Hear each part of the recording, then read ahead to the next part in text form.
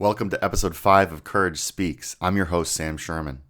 Courage Speaks is brought to you by Courage to Connect, an outpatient mental health center based in Chicago's North Shore, offering therapy, psychological testing, and psychiatry services for individuals of all ages.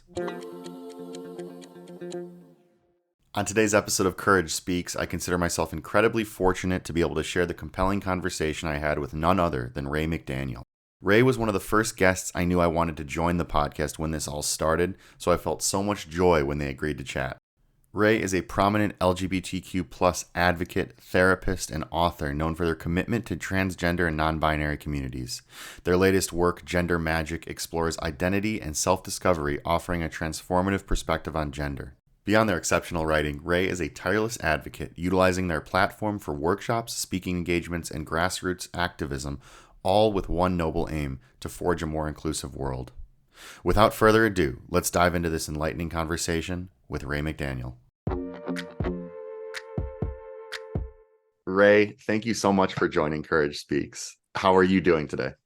I'm doing great. Thank you for having me. Excited to be here. Yeah, no, very exciting to have you. I was just telling you right before we officially started recording that when we first started this podcast and wanting to talk to just people in the mental health field, whether that be clinicians or just anybody doing interesting work. When I started to kind of research you and I first learned about your work, it just jumped right out. I was like, oh my gosh, this is a person that I need to talk to. And so it's so exciting to have you here. Starting out, so your book Gender Magic came out on May 30th, earlier this year. What's life been like since the book release? Oh my gosh, it's been wild. So it was a labor of love, like a good 2.5 years from proposal to coming out.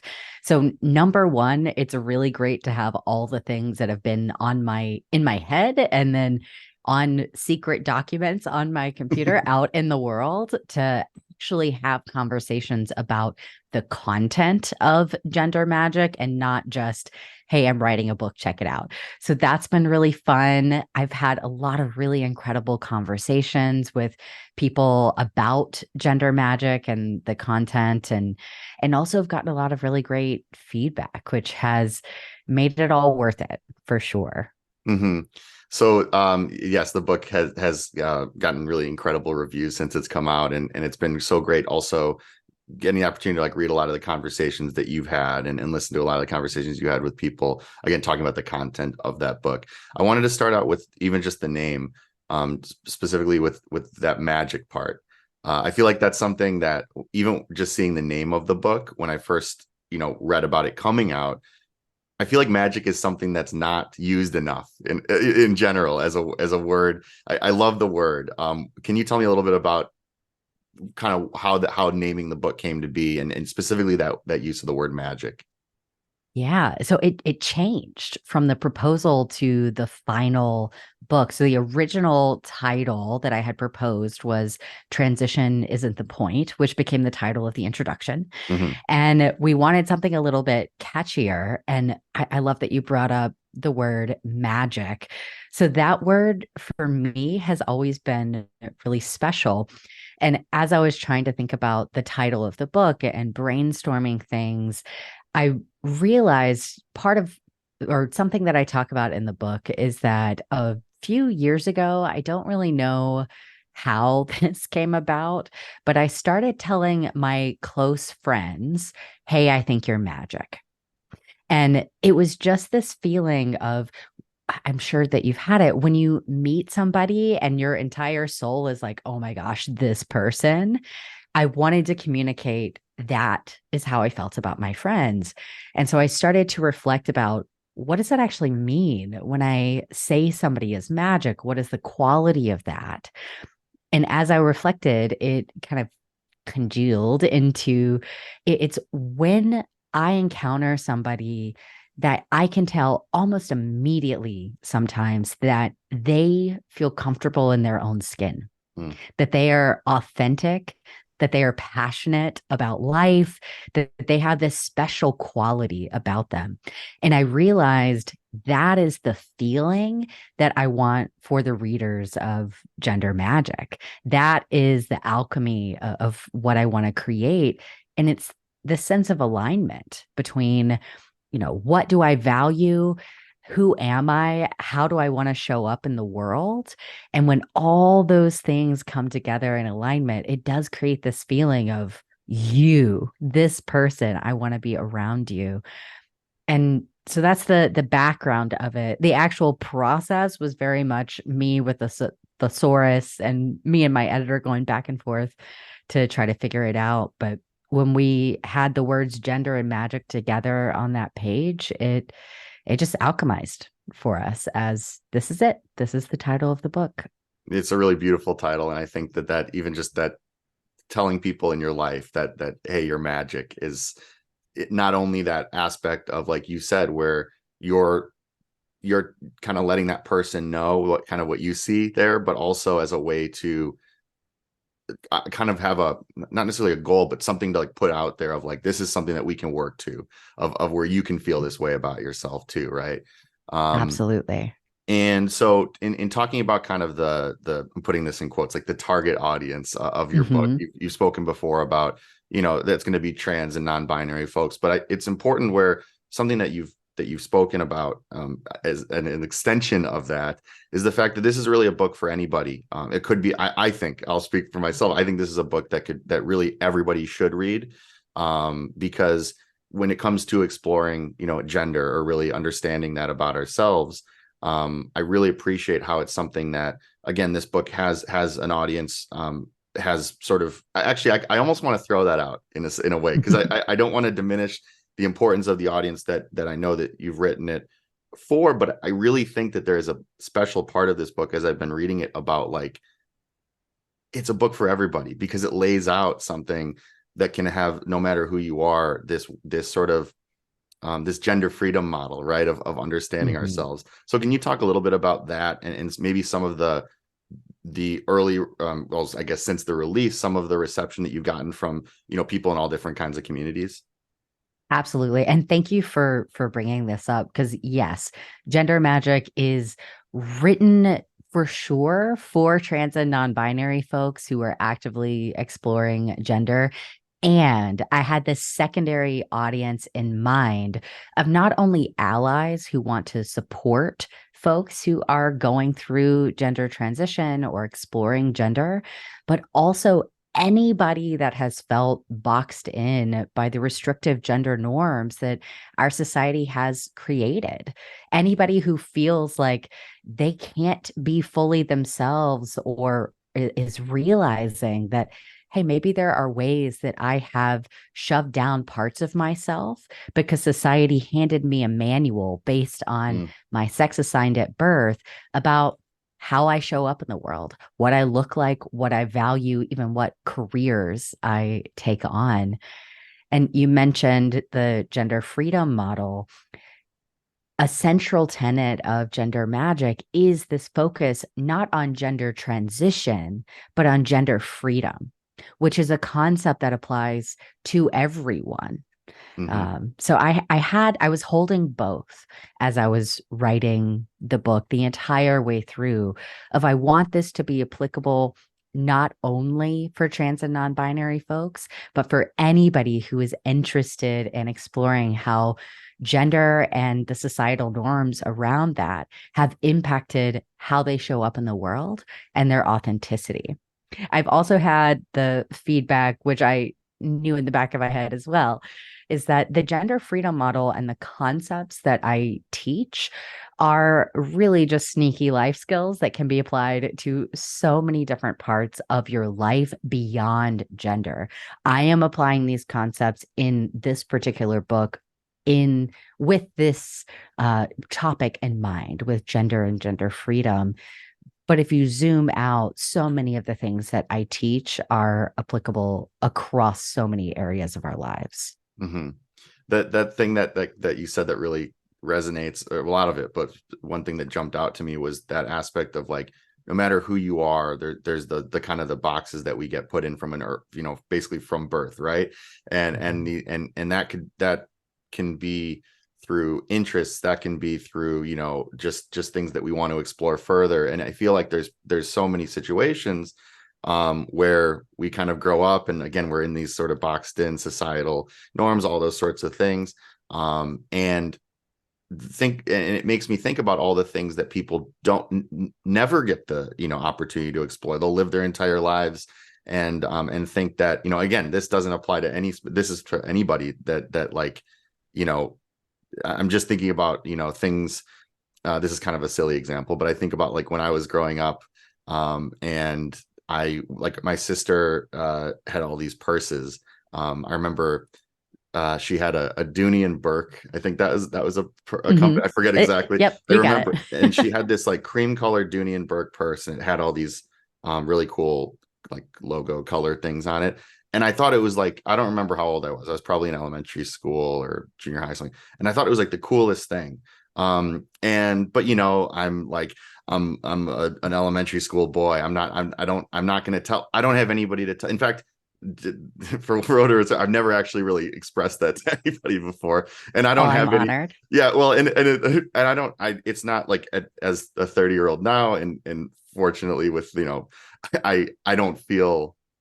There's been several years where I wouldn't have had an issue expressing that, but there was a time where I never even thought about maybe it was never something that I would have felt comfortable with at that time, just expressing. And really, I really liked the design of this purse. It was very aesthetically pleasing. So anyway, thanks for going down that little road with me there. But Of that's just course. a small little example of that, of these ways that that as we grow up, it doesn't matter really what our backgrounds are, all that kind of stuff. We do get boxed in, and this gender freedom model allows us, I think, to explore those things. It does. And the thing I love about this story, so first of all, thank you for sharing, is that, and I am making an assumption about you. Please tell me if I'm No, please wrong here, assume away. but that you identify as a cisgender man. Is that correct? Yep, Okay, yep, yep. great. You liking the design of this purse had nothing to do with your gender identity. Right. Nothing. It was that Yeah. you like the design of this purse and this system of gender and all of the expectations put on top of it. It is a killer of joy. It is a killer of play Yeah. because you wanted to maybe wear this or have it or play with it just because you liked it, and Right. you had to shut that part down, that joy that you experienced over this bag, simply because the expectation is that as a cisgender boy at the time, you can't like purses. And how Right. ridiculous that is. Yeah. No, it's completely ridiculous. And it's thinking about too, what would have been it's interesting to kind of reflect on these things and think about like what would have been if I had expressed that at the time, what would have been the responses negatively, and what possibly could they have been, and Mm-hmm. how would those have even, of course, held up over time, and all those sorts of things. Yeah, I think that's Yeah. interesting, and you're right. It was just I don't know. That's kind of what, when I was reading in the book, that's something that I was thinking about, is those opportunities that I had throughout my life. And there's other examples, but we'll have to schedule other sessions down the Yeah. road. Absolutely. But it's just to say that, like, I think anybody can sit down with this and reflect and really take that opportunity, no matter how old you are, no matter what's the situation is, and no matter what your background is, to like find those examples, find those things that maybe that I'll just speak for myself, that I've like not thought about, or not, Mm-hmm. reflected on, and explore it, and kind of find Yeah. that there. Yep. Um, And the last thing no, that please. I'll Yeah. say about that is I'm glad that you mentioned what would have been the response of the adults, the Hmm. caretakers around you, and how silly it is that it would have been radical for those adults just to say, cool bag, bro. Right? Yeah. Yeah. Yeah. Like mind blowing. Mind blowing. Yeah. Yeah. Just to validate the interest of of an adolescent boy Yeah. who thought that a purse was cool, that a bag was Yep. cool. So, um, Anyway, please bill me for this, by the way. Oh my gosh, anytime. So in one of the things that really jumps out from the beginning of your book is I think it's like, I don't know if it's actually like the first line. It might actually be the first line, where you talk about your background of growing up, and I didn't want to read. I mean, I should just read it verbatim, but you were the adopted child Of evangelical Southern evangelicals. Baptist traveling missionary That's puppeteers. yeah, yeah. So can you talk a little bit about that? Because I feel like that's something that, like, I mean, that alone, I think anybody picking up the book, that should just, that's going to be the thing that can really bring people in. But can you talk a little bit about that, like that, what your background was, and maybe, what components of that, and I know this could be a much larger conversation, but which components of that kind of led you to the work that you ended up, that you do today, and have done for the last decade, right? Yep. Over a decade at this point, Over which is wild. yeah. Yeah, my background and the way I grew up was certainly unique. So I grew up with parents who were very, very conservative, fundamentalist Christian missionaries. We traveled around the United States and we did puppets, and we did this in different churches and schools and summer camps and things like that.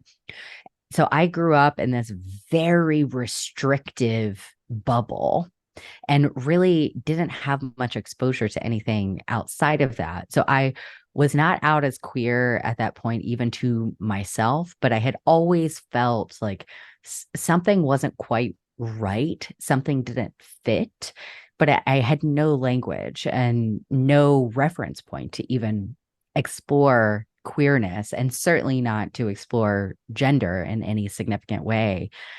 So I grew up and then left them, and there were things in that relationship that were tumultuous already. Mhm. Went to um, went to college at also a very conservative school because, again, didn't know any better, and very quickly became very close friends with the theater kids on campus.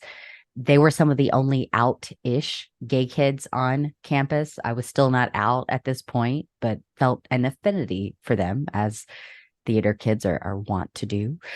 And quickly had a lot of disconnect between the thing that this conservative college was teaching around religion and how my friends who were members of the LGBTQ population were treated.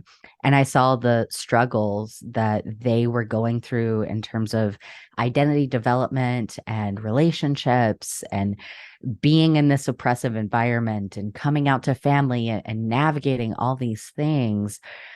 And I knew that I wanted to support them. And around the same time, I also fell in love with psychology. And so I decided I wanted to be a therapist that worked with the LGBTQ population, which is what I went to graduate school for here in Chicago, and really kept on that path for my entire career, starting basically on day one of grad school. I went to the head of the department and said, "Hey, this is what I want to do. How do I do that?" And here we are today, 10 years later. So and so 10 years later, right? And since starting that pursuit, something that I was thinking about is how, there's a lot of different ways to say this, but like the discourse or the conversations and different things have changed about trans and non-binary and these sort of gender topics, right? And specifically in I think about in like the field. I mean, these things have seemed to change drastically in some sense over the, you could pick any amount of time, but I just, even in since you've been working in this field, I'm curious how you've seen things change, or stay the same, but kind of how different things are since you first started working in this area. Yeah, very, very different on so many levels. Right. We have, if you look at the macro levels, we had the Trump presidency, which happened and hopefully will never happen again. Fingers crossed. Mm-hmm. Um, but we have that, which was a huge, huge, um, I'm trying to think the right word for this, Collective trauma changed the political game Hmm. for the LGBTQ population.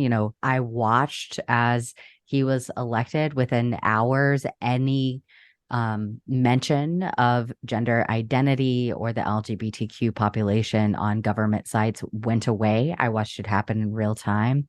We know that here in 2023, we have record numbers of anti trans legislation that is coming out, and this kind of moral panic around transgender identities, especially targeting trans youth. And so I think that has impacted the narrative quite a bit. The other thing is that language is constantly changing and evolving, and especially within the LGBTQ population.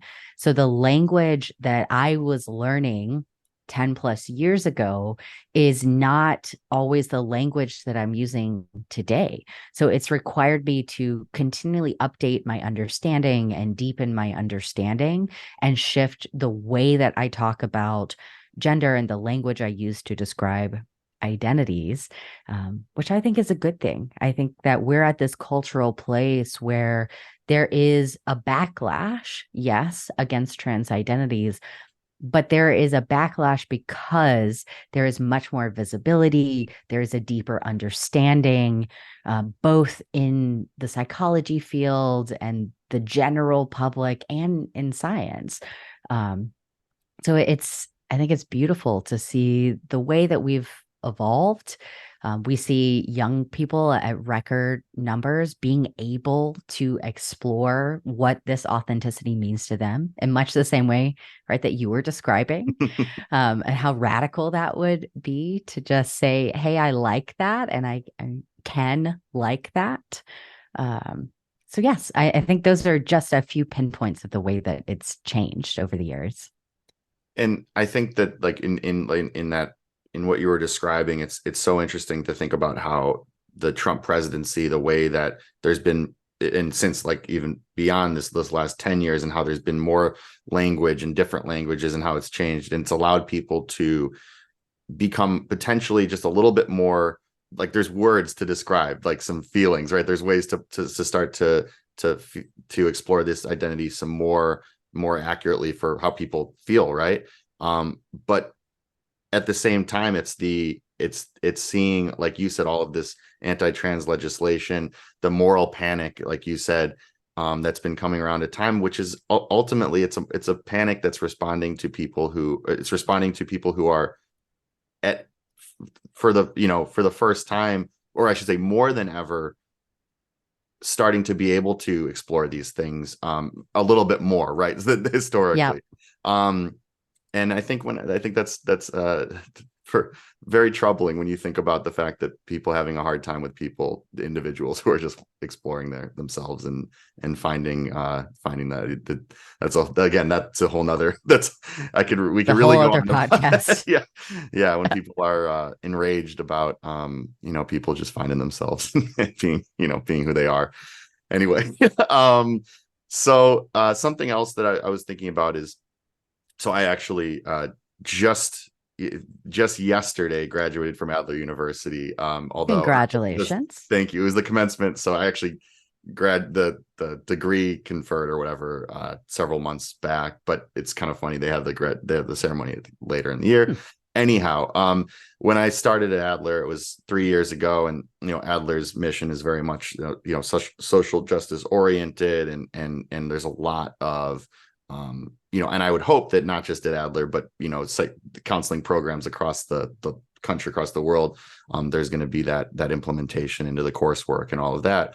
But I was curious what it's been like for you navigating this field, specific of psychology, specifically a field that has been very historically heteronormative and very guided by really one group of people for it's almost its entire history, developed in many ways in its early and throughout, and quite frankly has been over time, as we've seen through the DSM and a lot of different the Mhm. ways that these have been discussed, targeting these populations, and even just targeting like your own identity in this field. So how has that been navigating a field that historically has really not advocated or, quite frankly, worked within a very inclusive space?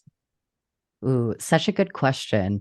So yeah, you named that the history of psychology has not been friendly to LGBTQ folks and certainly not to anybody that is gender expansive. We have come a long way Mm-hmm. as a field. And at this point, I believe, I could be wrong about this, but I believe that pretty much every major governing body of psychological associations has written statements that are in support of people exploring gender identity, of what I call gender freedom, and of the LGBTQ population. So we've certainly come a long way from exploring gender being considered pathology to the statements that we have today from every major governing body.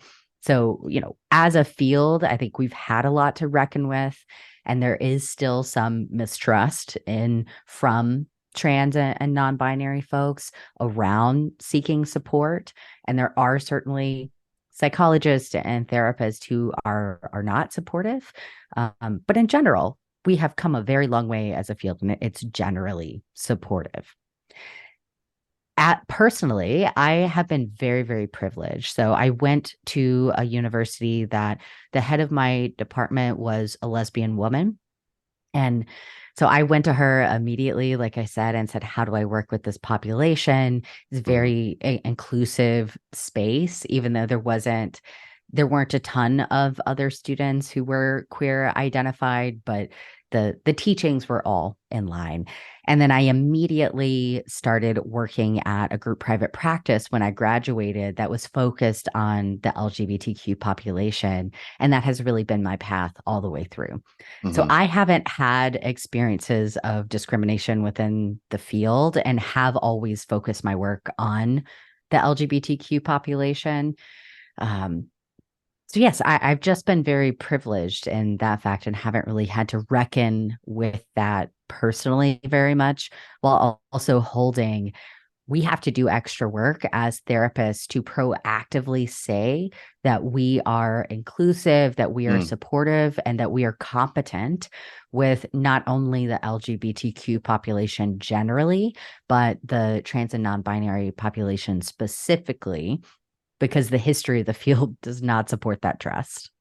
I think that, yeah, and I think that in that explicit way of stating that, I think, is so important too, because this is not this is for like a lot of different things now, a lot of different topics now. But when you think about clinicians and the work that we kind of do working with people, and there's this sort of thing that's inherent about we're objective, and don't we have to be you don't want to, you're not expressing your beliefs, all this kind of stuff. But we're really not talking about beliefs here. We're sort of talking about, fundamental, we're talking about people's identities. We're talking about inclusion of coming to that space. And I think that there's been, and I'm just talking about in my experience of, again, I'm very new into the field, but just observing people of, there's like a apprehension to, as a clinician, express that support for some reason. And that's not just around gender identity. That could be around a lot of different things. But why? Right? Because we want these Mhm. spaces to be inclusive. We want to radically continue that path forward. And I think that we have to be explicit. I really like the way that you put that. hmm And you bring up a really good point in there, and that historically our field, which we know was created and maintained by primarily old cis white dudes, Yep. is this like blank slate idea Yes, of we the have blank to slate. be morally neutral. And as a field, I think we are moving away from that as we realize that no, we are not morally neutral human beings, and our field does not need to be morally neutral, nor is it, um, what's the word I'm looking for here? It it is not always effective to be morally neutral, Right. right? And that that idea came from the most privileged in Hmm. our society. And when we listen to those who do not fall into those categories, then we learn a lot more about what does it mean to create a safe container in therapy. Hmm. As a business owner, and I own a queer centric therapy practice called Practical Audacity here in Chicago. And we made a very clear stance during the Trump presidency and the Black Lives Matter movement. And that was really important for us because in order to do our work effectively, our clients need to feel safe coming into our space and with their therapist. And they cannot feel safe with a therapist if they don't know that that therapist believes in their right to exist. Right. Yeah. Yeah.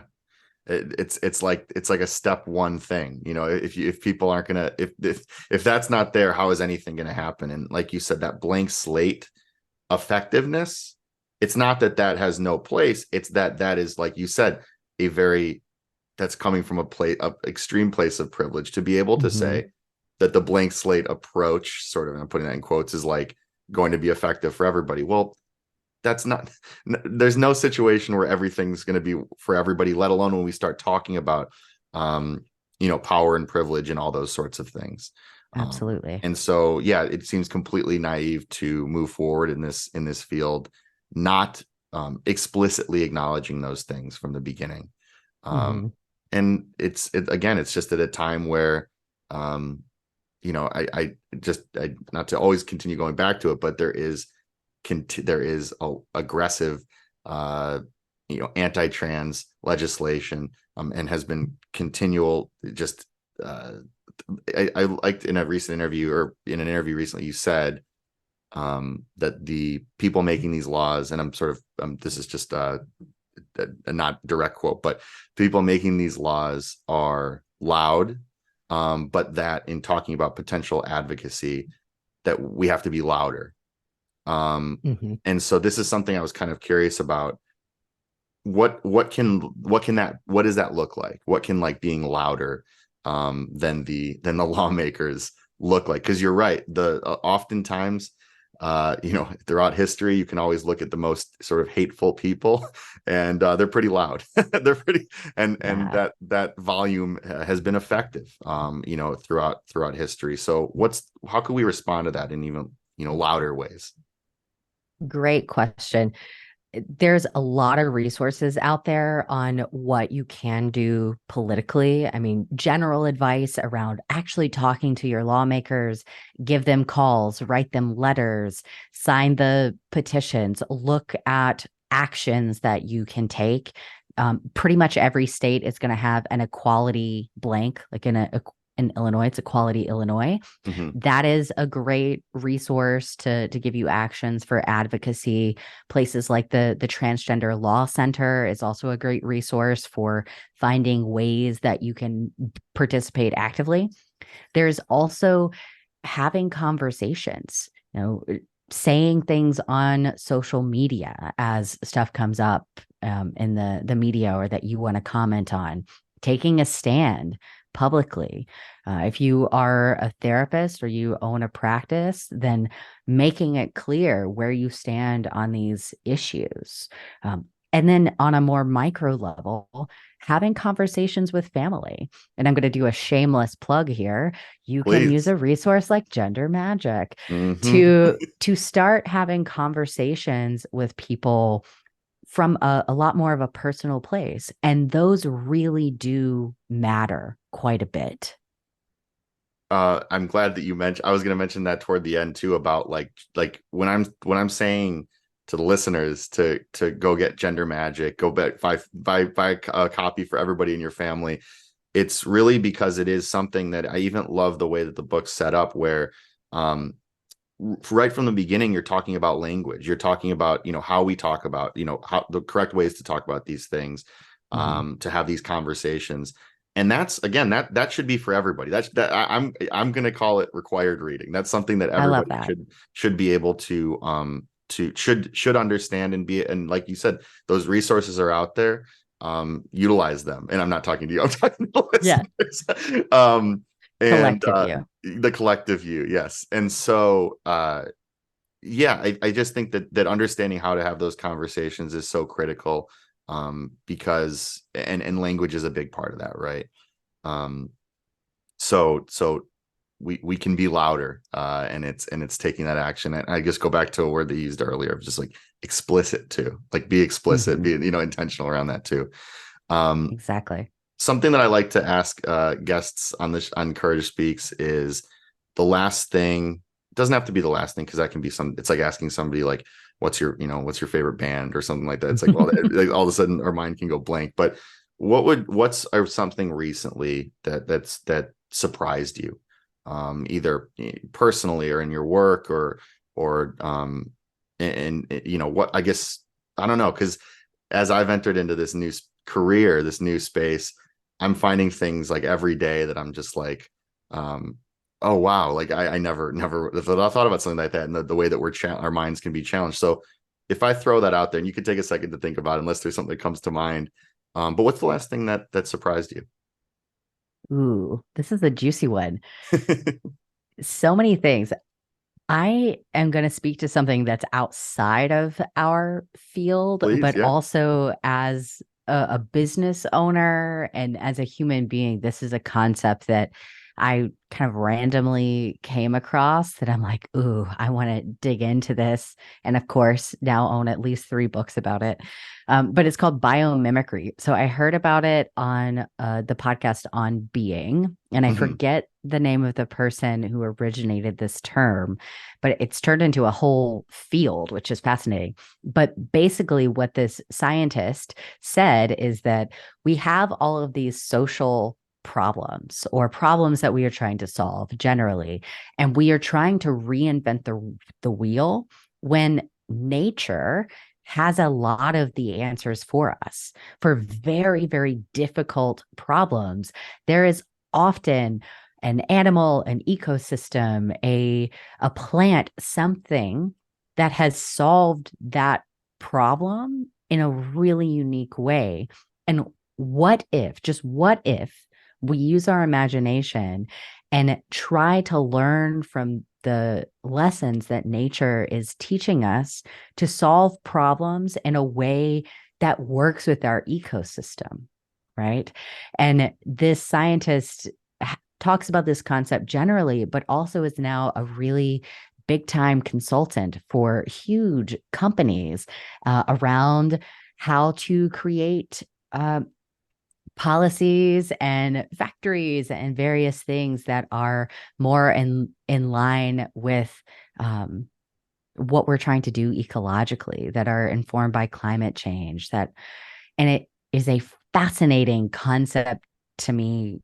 I'm a nerd about design thinking, and so Hmm. it's just another way to think about design and to think about possibility, not only personally, but in business and in life, for ways that we can address some of these huge problems that feel insurmountable. Well, I mean, I can tell you right now, I know today I'm going to be listening to the podcast and, probably getting a few of those books. When Yep. you first said biomimicking, I'm kind of a dummy. So I heard that and I was just like, I don't know what that is, but it actually that's exactly what it is. It's Yep. yeah, Well, I mean, it's a made up term. So. right. Yeah. uh, that's so cool. What doesn't surprise me is the idea that, it's taken as long as it has for people to, consider listening or thinking about the things that have been here much longer than we have been, and the way that those Imagine things, that. yeah, and understood how to navigate all the challenges that that the world brings and everything like that. So what a concept, biomimicking. I I love know. that. That's really And cool. and once you hear it, you're like, oh, that's really obvious, except you'd never thought of it before. Yeah, no, exactly. It reminds me of the those whenever, like, it's just I'm going back to this. I never didn't think this was going to come into the chat today, but there was that movie, um documentary a long time ago, like My Kid Could Paint That, and it was about Oh, I that. haven't watched that. It was like this. I would highly recommend it. I actually don't want to say too much about that, but in the concept of like when people see art, like beautiful, visual art or any kind of art, and it could be like maybe abstract, and sometimes what people say like, oh come on, like my kid could paint that, or like, or what, and it's just like, Mm-hmm. yes, but like, or when somebody says I could have done that, it's just like interesting that you didn't though, and also it's taking away from everything else that you did, so Yeah. Oh, I uh love that. yeah, but that documentary is really cool, and I intentionally, I don't want to give too much away. Check it out. I think it's from like, it's I don't know what year. It's over in the last probably 15 years or so. I'm gonna It's have got to check it out. Yeah, good stuff. um so as we're kind of wrapping up, and thank you again so much for your time Of today. This course. has been such a joy to be able to talk to speak with you. um this is a podcast that, the again, the intended audience is sort of, anybody working in our field, but also just that's going to be anybody in the mental health space, which is, as I'm learning every single day, just there's things that I learn about that are just like wider and wider and wider. It's kind of ever expanding. But Mm-hmm. also a lot of community members, and just, people that have family members or individuals themselves who want to be able to be allies and supportive of people in their lives and loved ones and all of that. Um, and so something I was curious about is like, for families of, people that, whether it's their children or cousins or nieces or nephews or any of that kind of stuff. And you spoke to some of the sort of ways that to advocate in the legislative side or sort of politically and all that. Well, how about just as far as being what is the way that individuals who are listening to this podcast can be most supportive to let's say a child that, a younger child that goes to their parent and expresses, I'm thinking about, it's funny because this could be two different things, like the example that I shared earlier, but really that's not much about like that gender expression at all. But in terms of like, what's that first step that you would say? I know this could be a tough question to answer based on, it could be a lot of different things that a child could go to a parent with. But in thinking about that, if somebody were to a child is speaking to their parent about gender identity or any kind of Mm-hmm. expression, what would be some words that you'd share to those parents? One thing that I talk about in Gender Magic is positioning gender exploration as play. And that feels really relevant here when we're talking about, I'm going to assume like younger children who are maybe playing with gender in some way. And you mentioned the bag example from your life that is playing with gender expression because we have gendered this thing, Right. right? Yeah, So exactly. there's, several concepts there we could pull apart. But this idea of a very radical thing for an adult to tell you in that instance, when you were simply exploring something that you like, that you wanted to play with, would be cool bag. Tell me Hmm. why you like that. Yeah. And I encourage that, right? Kids are exploring who they are figuring it out, and they figure out who they are by playing. Yeah, adolescents are the same, they'll try on different ways of being in the world, different ways of expressing themselves to figure out who they are. And I believe that the role of parents is to support the authenticity of their child. So, whatever that means, with a curious and playful attitude. And that might mean like some kids very, very young feel very sure about their gender identity, whether they are cisgender or trans or non-binary. Some kids just know very young. Other kids, other people discover more about who they are as they get older, which was my story. So supporting that might be if a child comes and says, hey, I want to wear this particular thing, or I want to use these pronouns or this name, is for a parent to say, great. What do Hmm. you love about that? What makes you feel more like yourself? What makes you feel good? How do you know that you really like that? How does that feel in your body? Hmm. And these are skills that are applicable far beyond gender, of Right. course. Um, But when we come at it from that place, instead of this immediate panic response of what does this mean? It gives everybody more room to breathe. It gives everybody more room to play and to let those things naturally develop.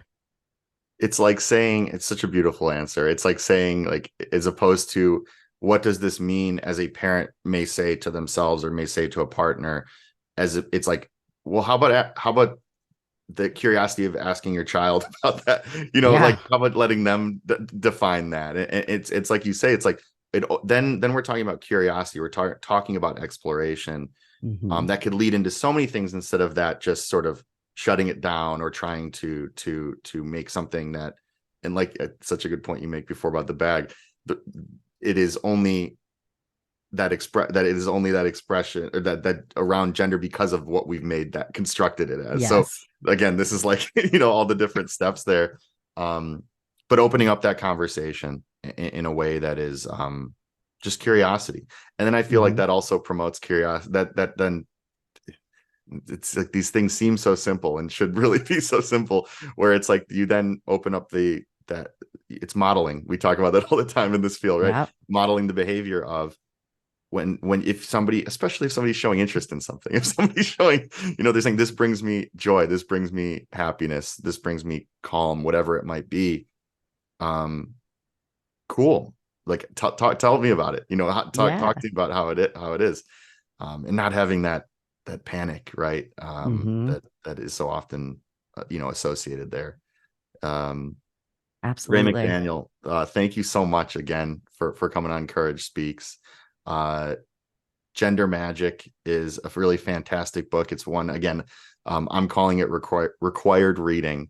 I hope that it's something that I guess I'm curious. Have there been? This is something, like, to me, that I think that should be something in, specifically. I mean, I'm like, graduate programs in counseling. Just as we talk about this field, have there been schools or anybody that you've connected with that have are curious about getting this book in mass, kind of?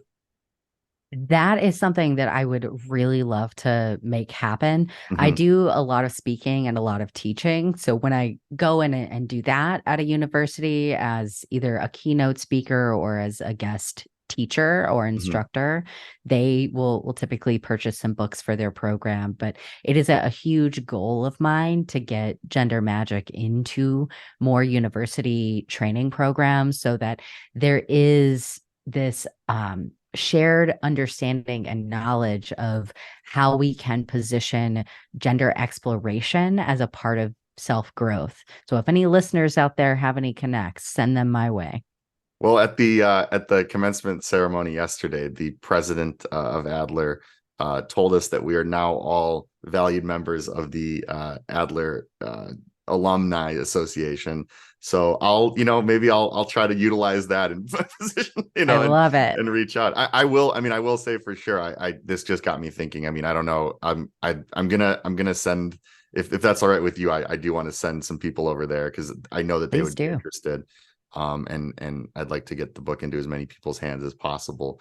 And that book can be purchased, I know, on Amazon, and I think Mhm. pretty much all major booksellers, as well. Yep. It And should be available everywhere books are sold. Yeah, everywhere books are sold. Rae, thank you so much again for coming on. Thank you so much for having me. I can't thank Rae enough for joining Ep.5 of Courage Speaks. Their book, Gender Magic, is, as I noted in our conversation, what I would consider to be a critical piece of literature, so go get your copy wherever books are sold. You can also learn more about Rae and their inspiring work at rae-mcdaniel.com. As always, thanks to John Marikoski for writing and producing our beautiful theme music. And thank you for tuning into Courage Speaks. We want to remind our listeners that the information and discussions presented in this podcast are intended solely for educational purposes. The content provided is not a substitute for professional medical advice, diagnosis, or treatment. It's important to consult with qualified mental health professionals or healthcare providers for personalized guidance regarding your individual situation. While we strive to provide accurate and up-to-date information, the field of mental health is complex and ever-evolving. The views and opinions expressed by the host, guests, or participants are their own and do not necessarily reflect those of Courage to Connect Mental Health Center. If you'd like to learn more about our practice, feel free to visit www.courage2connecttherapy.com. As always, thank you for listening, be kind, and see you next time.